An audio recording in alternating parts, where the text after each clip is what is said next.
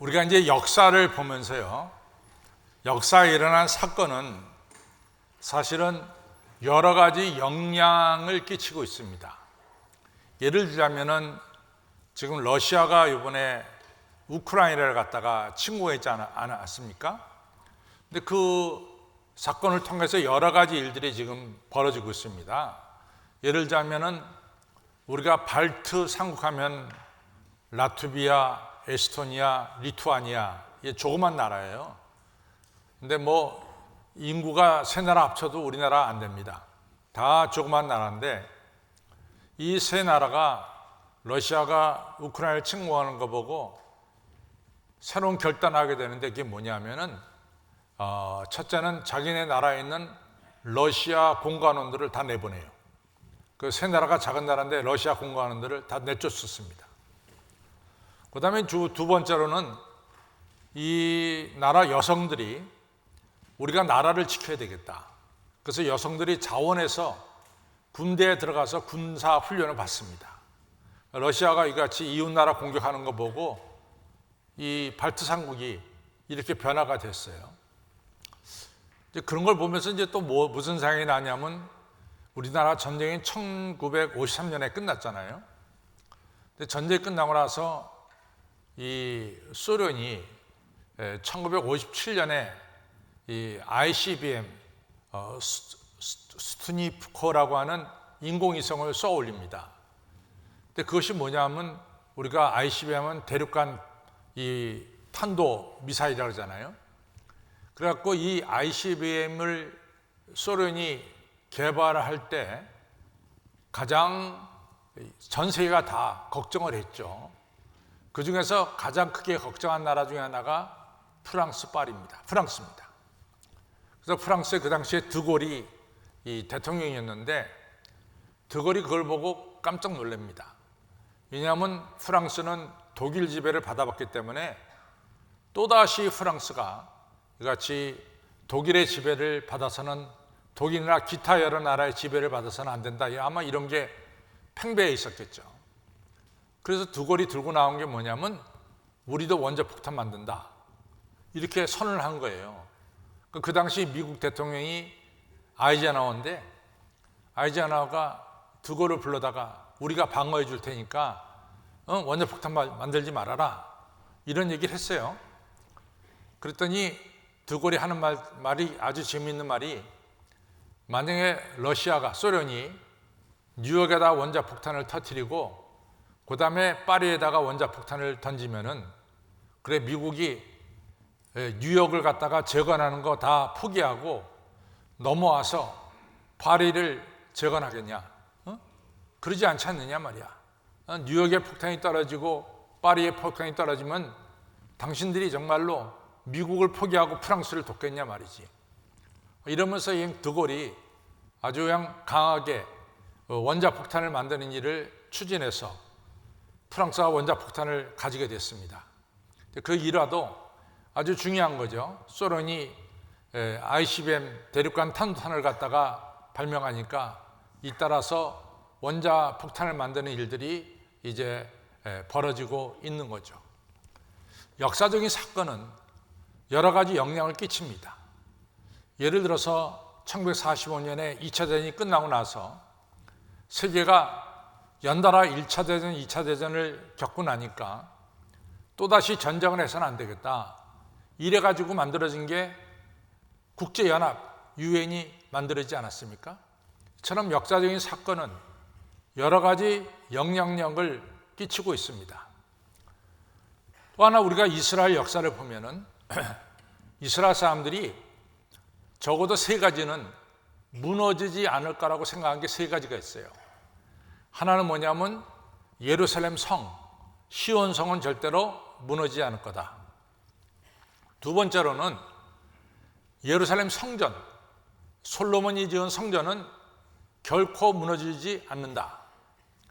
세 번째로는 다윗의 자손들, 그러니까 다윗의 뒤를 이어서 이스라엘 왕이 된 사람들은 망하지 않는다. 이 세 가지를 신화처럼 믿고 있었어요.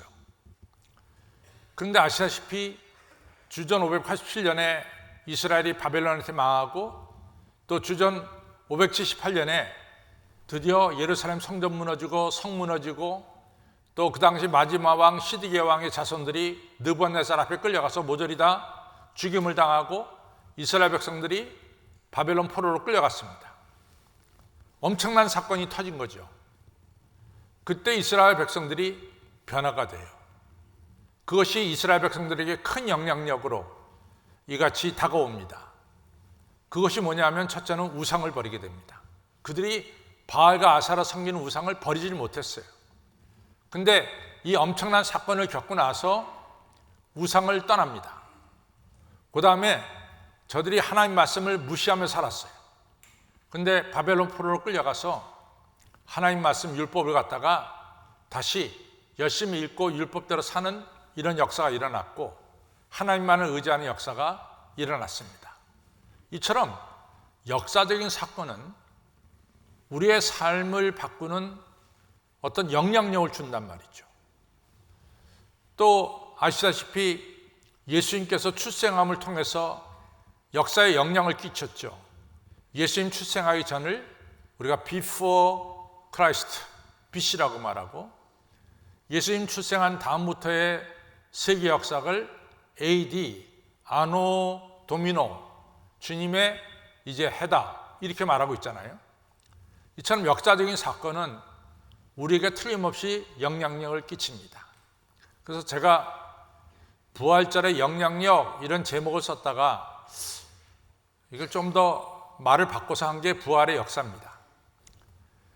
여러분과 제가 지난 주일날 부활절을 지냈어요. 근데 제가 정말 기뻤습니다. 왜 기뻤냐? 그동안 잘 뵙지 못했던 여러 성도님들이 그날 오셨어요. 그래서 2년 만에 뵌 성도들도 있고 그래서 제가 개인적으로 너무 기뻤고 그 다음에 오후 예배 때 1, 2, 3, 4 성교구, 북한 성교구, 청년교구 이렇게 찬양했는데 우리 이 앞에 강대상에 이거 다 올렸어요. 올려가지고 강대상을 넓혔는데 교구 찬양 때 강대상이 모자랄 정도로 1교구, 2교구, 3교구, 4교구가 가득 찼어요. 그래서 찬양하는 걸 볼 때 목회자인 제가 정말로 기뻤습니다. 그런데 제가 오늘 중요하게 생각하는 것은 뭐냐면은 우리가 부활절을 1년에 한 행사로 즐겁고 기쁘게만 지나가면 되는 거냐 이런 얘기입니다. 적어도 부활절을 지내고 나서 우리의 신앙에 이 부활절에 어떤 영향을 끼쳐야 되는 게 아니냐, 이런 부활절에 어떤 역사가 우리에게 일어나야 되지 않느냐 이런 겁니다. 그래서 지난주가 부활절이고 또 부활절 다음이 오늘이고 또 다음 주일부터는 5월 1일은 어린이 주일, 5월 8일은 어버이 주일, 5월 15일은 또 가정의 날 뭐 이래가지고 이 부활에 대한 설교가 계속될 수가 없어요. 그래서 오늘은 우리가 부활절을 지내고 나서 부활절이 우리의 신앙에 역사가 일어나야 된다. 어떤 분명한 영향이 있어야 된다. 그냥 부활절 1년에 한 번씩 즐겁게 지내고 끝나는 것이 아니라 적어도 부활절을 지내고 나서 우리의 신앙 속에 좀 변화가 있어야 되지 않느냐 이런 얘기입니다. 첫째는 중요한 게 뭐냐면은 부활절을 부활하신 예수님이 우리에게 준 중요한 두 가지가 있는데 하나는 여러분과 저의 죄가 사함받았다는 것을 갖다 도장 찍어준 사건이고 또 하나는 여러분과 저가 영원히 산다라고 하는 영생이라고 하는 축복을 주셨어요. 저는 요한복음 21장을 상당히 중요하게 봅니다. 요한복음 21장에 보면은 부활하신 예수님께서 베드로를 불러다가 베드로야 네가 나를 사랑하느냐 이걸 물어보세요. 그때 베드로가 내가 주님을 사랑합니다. 그때 예수님께서 내 양을 쳐라 하면서 사명을 맡겨주세요. 근데 요 단계까지 온 것은 그 전에 무슨 과정이 있었냐면은 베드로의 죄가 사함받은 과정이 그 가운데 있어요. 우리가 알다시피 베드로가 예수님을 3번 모른다고 부인했습니다. 죄를 저질렀습니다. 그리고 요한복음 21장에서 사명을 받아요. 그럼 그 사이에 뭐가 있냐면은 베드로의 죄가 사함받은 과정이 있는 거예요. 그러니까 베드로가 예수님 3번 모른다고 하는 분명한 죄를 저질렀단 말이죠. 근데 이 저지른 죄가 용서함을 받고, 그리고 베드로가 주님께로부터 새로운 사명을 받게 되는 이 과정 속에 어떤 사건이 있었느냐? 바로 예수님의 부활이 있었다 그 말이에요. 예수님의 부활은 우리의 죄가 사해졌다라고 하는 사실을 확실하게 보여주는 사건이 예수님의 부활입니다. 우리가 죄하면은, 죄는 여러분과 저는 뭐 사기치고 공갈치고 남을 상해하고 뭐 이런 여러 가지 죄들이 있을 거예요. 근데 성경에서 말하는 죄는 뭐냐면 하나님을 부인하는 게 첫 번째 큰 죄입니다. 여러분과 저를 창조하신 하나님을 부인하고 하나님 모른다고 하고, 이런 죄가 바로 우리가 죄라고 성경에서 이제 시작되죠. 물론 사기, 공갈이 다 죄입니다. 근데 성경에서 말씀하는 죄는, 첫 번째 지적하는 죄는 창조주 하나님을 부인하는 죄입니다. 그런데 베드로가 아시다시피 예수님을 3번 모른다고 부인했어요. 분명히 베드로는 죄를 저질렀습니다. 죄에 대해서 로마서 6장 23절에 죄의 삭은 사망이다. 야고보서 1장 15절에 욕심이 잉태한 즉 죄를 낳고 죄가 장성한 즉 사망을 낳느니라 라고 말씀하고 있어요. 이러한 죄, 우리를 죽음으로 몰고 가는 이러한 죄를 우리가 용서받고 삶으로 옮겨지는 이 역사는 바로 예수님의 부활입니다. 예수님의 부활 사건이 여러분과 저의 죄, 죽음으로 몰고 가는 모든 죄가 사함받았다는 것을 증명해 주는 것이죠. 예를 들어서 A라는 사람이 이 법원에 가서 죄를 저질러갖고 법원에 가서 판사가 A한테 이제 선고하기를 너는 2년 징역형을 살아라 하고 2년을 징역형을 선고했어요. 그래서 A가 감옥에 들어가서 2년을 살고 그래서 출소합니다. 이제 그 출소한 A는 자기가 저지른 죄에 대해서 다 끝난 거예요. 왜?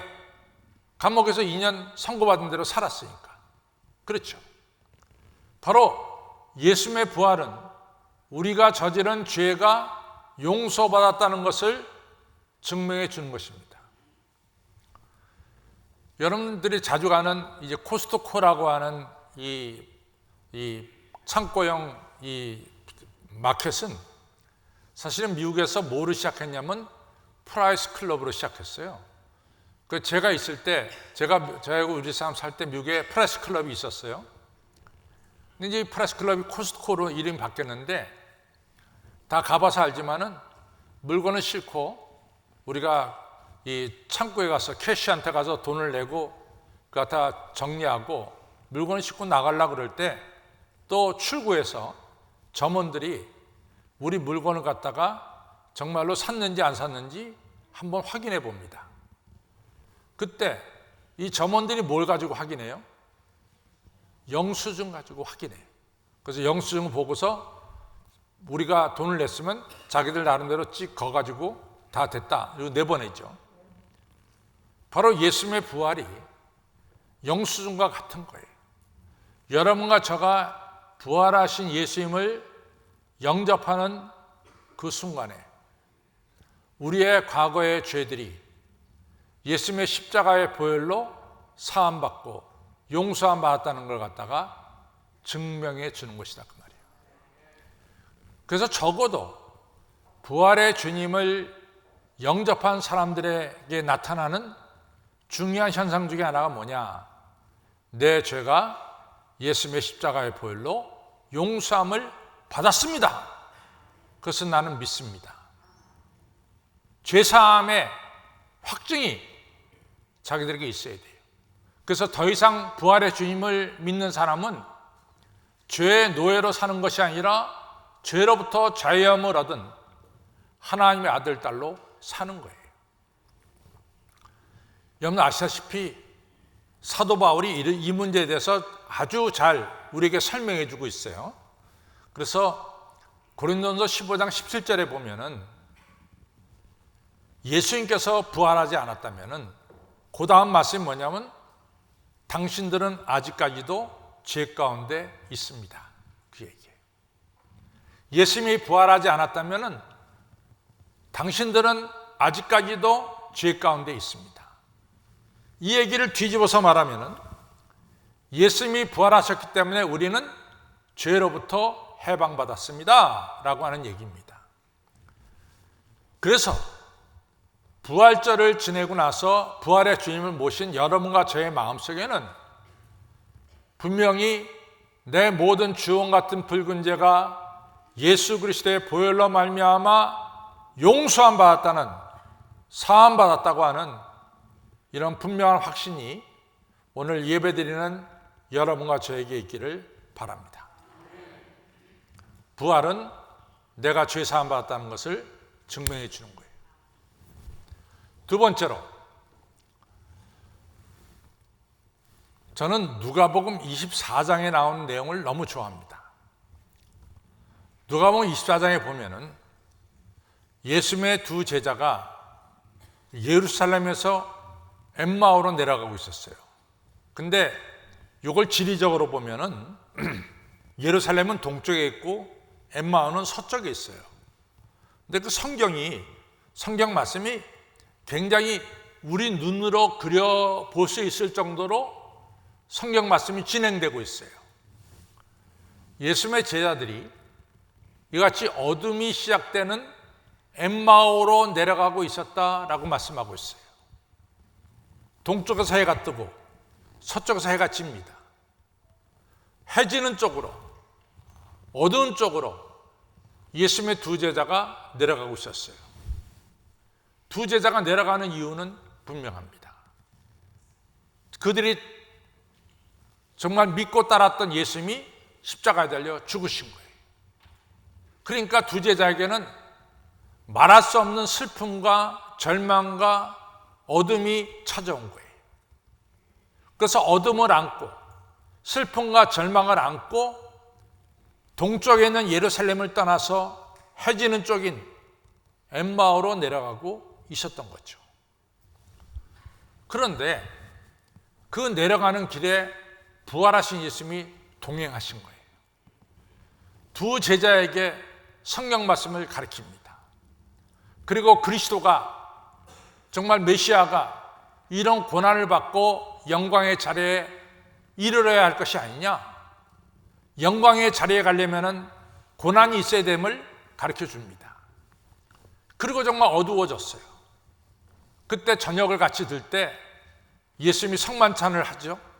떡을 딱 뗄 때 이 두 제자의 눈이 번쩍 띄어집니다. 그리고 앞에 계신 분이 부활하신 주님이심을 깨닫게 되는 거죠. 그때 순식간에 모든 역사가 바뀌어요. 두 제자는 예수님께서 우리에게 성경을 가르쳐 줄 때 우리의 마음이 뜨겁지 아니하더냐, 절망과 슬픔의 마음이 예수님과 함께 있을 때, 부활의 주님과 함께 있을 때 뜨거워지는 마음, 소망의 마음으로 바뀌었어요. 그리고 두 제자는 그 길로 일어나서 어둠 속인 서쪽으로 계속 내려간 것이 아니라 180도 바꿔서 동쪽으로 올라가는, 예루살렘으로 가는 이러한 역사가 일어났습니다. 부활의 주님이 우리에게 주는 첫 번째 중요한 것은 네 죄가 사함받았다는 걸 갖다가 도장 찍어준 것이 부활의 주님이 주시는 우리의 은혜입니다. 두 번째, 부활의 주님이 우리에게 주신 것은 여러분과 저를 어둠의 길로 가게 하지 않고 이제는 180도 바꿔서 얼로 빛으로 가게 하는 거예요. 빛의 길로 가게 하는 겁니다. 또 우리가 아는 대로 부활의 주님이 우리에게 주는 세 번째 축복은 뭐냐? 우리는 더 이상 절망 가운데 살 필요가 없어요. 영원히 사는 산소망을 가지고 살아야 되는 거예요. 아시다시피 베드로는 예수님의 수제자예요. 그래서 다른 제자들하고는 달리 베드로는 예수님이 중요한 곳에 꼭 데려갔어요. 변화산에 올라가서 예수님이 변형될 때도 예수님께서 베드로를 데려갔고, 예수님께서 마지막에 땀방울이 핏방울이 되도록 기도하는 겟세마네 깊은 동산까지도 베드로를 데려갔습니다. 그러니까 다른 제자들보다 베드로는 예수님에 대해서 너무 많이 알고 있었어요. 그래서 자기가 알고 있는 걸 갖다가 베드로가 이 후세에 남기려고 이 노력을 했죠. 근데 이제 아시다시피 베드로는 글을 쓸 줄은 몰라요. 글을 쓸 줄은 모르니까 베드로가 믿음의 아들이라고 생각하는 마가를 데려다가 베드로가 경험한 모든 이야기를 갖다가 마가에게 전했어요. 그래서 마가가 16장을 걸쳐서 예수님에 대한 소식을 쓴 겁니다. 근데 이제 여러분들이 베드로가 글을 못 쓴다고 너무 베드로를 무식하다고 보지 마세요. 왜냐하면 지금부터 100년 전 1922년에 우리나라 사람들 중에 저는 글을 쓸 수 있는 사람이, 글을 쓰는 사람이 전 국민의 20% 미만이었다고 생각해요. 그건 우리가 쉽게 생각할 수 있어요. 우리나라가 조선시대가 유교시대이기 때문에 조선시대의 여성들에게 글을 안 가르쳤어요. 그래서 연세 드신 여성들이 글을 배운 이런 분들을 보면은 혼자서 배웠어요. 뭐 서당에 보내지 않았습니다. 왜냐하면 여성들의 글을 안 가르쳤으니까. 그 다음에 남성들도 양반의 자제만 가르쳤지 다른 사람들은 글을 못 배웠어요.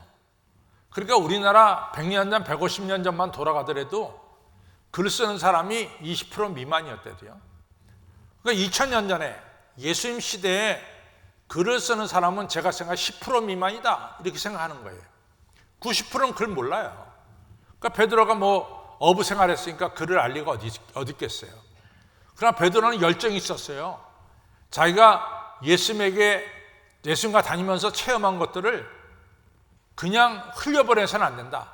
이것은 꼭 후세에 남겨야 된다 라고 생각하고 마가라고 하는 젊은이한테, 글을 배운 젊은이한테 그걸 다 말씀해서 마가복음이 만들어진 거예요. 이게 굉장히 중요한 게 뭐냐, 마가복음이 16장까지 되어 있거든요.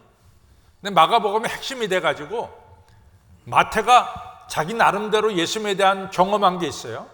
그러니까 마가복음 16장에다가 플러스 마태가 경험한 거를 붙여가지고 마태복음이 돼서 28장이 된 거예요. 그 다음에 누가는 누가 나름대로 예수님의 경험한 게 있을 거 아니겠어요? 그래서 이 마가복음 16장 플러스 누가가 경험한 거 붙여가지고 누가는 24장이 된 거예요. 그러니까 이 베드로가 남긴 마가복음이 복음서의 기초 역할을 했다 이렇게 볼 수 있어요. 그런데 베드로는 예수님이 행하신 기적이 눈에 다 선해요. 확실해요. 그러니까 잘 증거해서 마가복음이 만들어졌어요. 근데 베드로가 결정적으로 자기의 신앙이 세워지게 된 것을 고백합니다. 그것이 바로 오늘 우리가 읽은 베드로전서 1장 3절로부터 나오는 거예요. 찬송하리로다 국리를 임하신 우리 하나님께서 우리 예수님을 죽은 자 가운데 부활시키셔서 그 사건이 나에게 거듭난 신앙을 주었고, 두 번째 나한테 산 소망을 주었고, 세 번째 썩지 않고 더럽지 않고 쇠하지 않는 하늘나라 기업을 갖겠습니다. 이 중요한 고백을 하는 거예요. 베드로는 예수님의 부활 사건을 보고 나서 그의 신앙이 분명하게 세워졌고, 두 번째는 그에게 산 소망을 가지게 했어요. 어떤 절망 속에서도 뚫고 나갈 수 있는 산 소망을 가지게 했어요. 그래서 베드로가 말합니다. 여러분과 저에게 오는 여러 가지 불시험이 올 때 이상한 일 당하는 것처럼 여기지 마십시오. 오히려 여러 가지 시험이 임하거든 기쁘게 여기십시오. 그것은 뭐냐면 여러분과 제가 누릴 영광이 너무 크기 때문에 그렇습니다. 그러니까 베드로는 절대로 절망하지 않아요. 어려움이 오더라도. 왜? 부활하신 예수님을 봤기 때문에 자기도 부활하고 영광을 누릴 것을 분명히 보기 때문에 그렇습니다. 여러분, 부활신앙이 우리에게 주는 두 번째 영향력은 뭐냐? 우리에게 어둠을 다 사라지게 하고 또 여러분과 저에게 절망을 다 벗어버리게 하고 우리에게 산 소망을 주는 거예요. 여러분과 저는 이제부터 부활의 주님 모시고 살면은 이제부터는 우리가 빛과 소망 속에 살아가야 될 줄로 믿습니다. 우리가 구약에 보면은 예수님이 하나님 계신 것이 지성소예요. 근데 이 지성소는 이 밝고도 빛난 지성소는 누구도 못 들어가. 오직 대제사장이 1년에 한 번씩밖에 못 들어가. 그런데 예수님께서 십자가에 달려 죽으심으로 말미암아 그때 성소와 지성소 사이에 막혀진 이 휘장이 위에서부터 아래까지 갈라졌어요. 드디어 지성소가 열렸어요.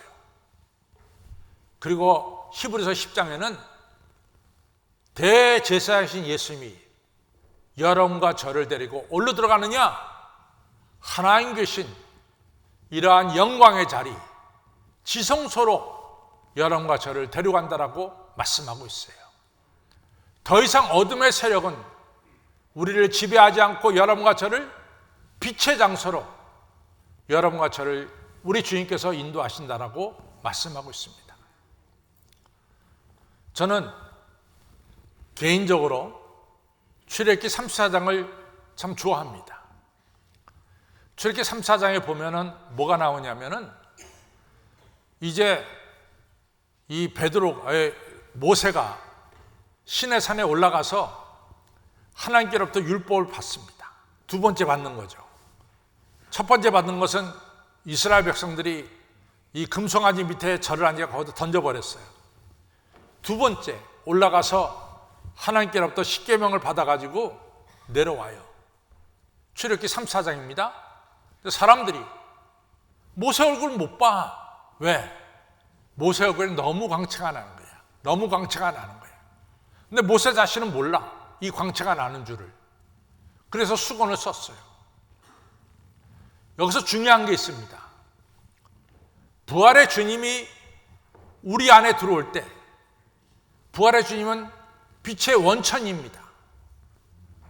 부활의 주님이 여러분과 저에게 빛을 주시고 밝음을 주시고 광채를 우리에게 주신다는 사실이에요. 요한복음 20장에 보면은 제자들이 예수님 십자가 달려 죽은 다음에 그 다음에 죽을 사람들은 우리들이다. 예수님을 죽인 저 사람들이 가만히 있겠냐? 바로 예수님을 따라하니 우리들을 죽일 것이다.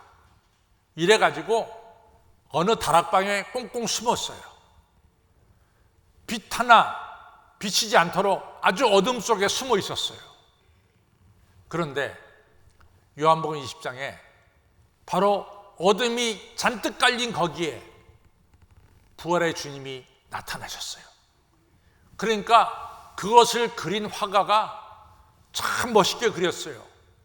예수님께서 비치는 밝은 빛으로 말미암아 어둠이 물러가고 두려움과 슬픔과 걱정에 빠진 제자들에게 놀랍게 그 빛을 쳐다보는 모습으로 요한복음 20장에 나오는 장면을 그렸습니다. 그러면서 우리 부활하신 예수님께서 두려움에 있는 제자들에게 두려워하지 말아라. 근심 걱정에 있는 제자들에게 평강이 있을지어다. 그리고 너희는 성령을 받아라. 너희가 남의 죄를 사하면 사하여질 것이다. 이런 귀한 축복을 내리신 것을 볼 수가 있습니다. 우리가 1년에 한 번씩 그냥 부활절 예배를 드리고 끝나는 게 아니에요. 우리는 부활하신 예수님을 우리 안에 모셔서 우리 안에 있는 모든 어둠을 내쫓아야 돼. 우리 안에 모든 절망과 슬픔도 내쫓아야 돼. 부활의 주님이 주시는 광채가 우리 가운데 충만하고 부활의 주님이 주시는 산소망이 여러분과 저에게 충만해져야 될 줄로 믿습니다. 1년에 단 한 번 모여가지고 부활절 교구별 찬양제하고 그걸로 끝나서는 안 된단 말이죠. 이 부활절의 귀한 예배가 여러분과 저의 신앙에 새로운 영향력을 끼쳐야 될 줄로 믿습니다. 첫째는 여러분과 저의 죄가 뭐요? 사함받았어. 죄 사함받았어. 부활절을 믿는 사람은 죄 사함받은 것을 확신해야 됩니다. 두 번째, 우리 안에 뭐요? 빛을 몰아내고 어둠을 몰아내고 우리 안에 빛으로 채우고 의심과 절망을 몰아내고 우리에게 뭐요? 산소망으로 채워줘야 돼요. 세 번째로 베드로전서 2장에 이런 얘기를 합니다. 우리 예수님께서 부활하심으로 말미암아 산돌, 리빙스톤이 되었습니다. 이 산돌은 오늘 우리 한신교회 모퉁이 코너스톤, 모퉁이 돌이 된 겁니다. 근데 예수님, 부활하신 예수님이 우리 한신교회만 모퉁이 돌이 된 것이 아니라 모든 예수님을 믿는 교회에 모퉁이 돌이 되신 거예요.